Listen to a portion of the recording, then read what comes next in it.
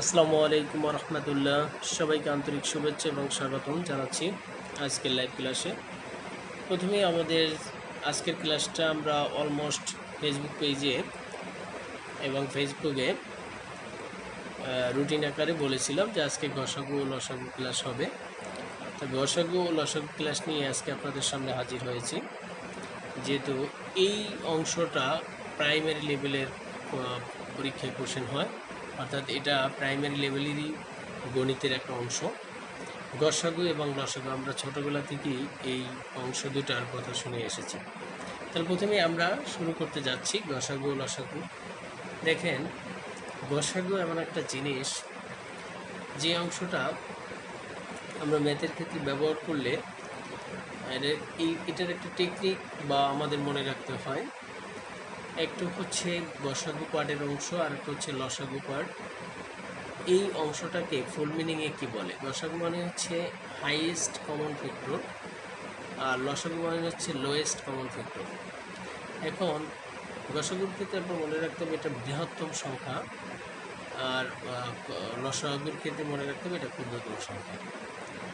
তাহলে বিষয়টা হচ্ছে আমরা আজকে গসাগু নিয়ে আলোচনা করব। লসাগু পার্টটা পরবর্তীতে রাখতে হবে, কারণ এর একটা পার্টই অনেক বড় হয়। তা প্রথমে দেখি যে গসাগুর মধ্যে কি কি রয়েছে।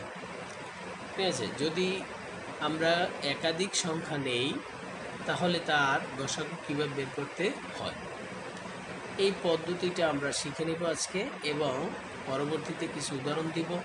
তাহলে বুঝতে পারবেন যে আসলে গসাগুর ভিতরে কোন সমস্যাটা আমরা ফিল করি।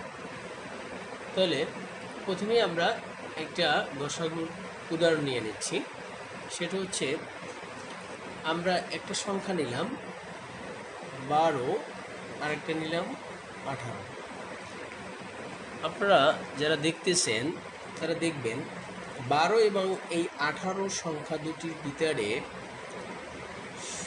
কোন সংখ্যাটা গসাগু হিসাবে আমি কাউন্ট করব, সেটা একটা বিষয়। এখন বিষয়টা হচ্ছে বেসিক টেকনিক।